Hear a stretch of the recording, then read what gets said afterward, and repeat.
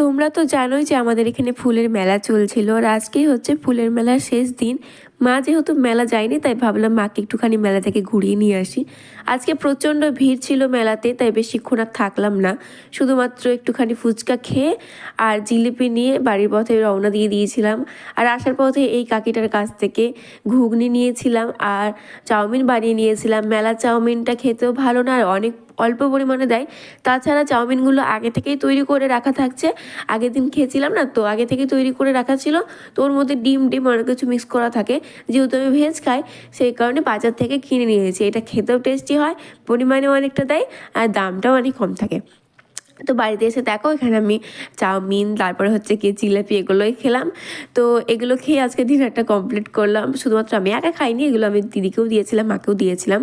তো যাই হোক বন্ধুরা, কেমন লাগলো মিনি ব্লগটা জানিও। ভালো লাগলে অবশ্যই লাইক কমেন্ট করে দিও, আর চ্যানেলে নতুন হলে কিন্তু সাবস্ক্রাইব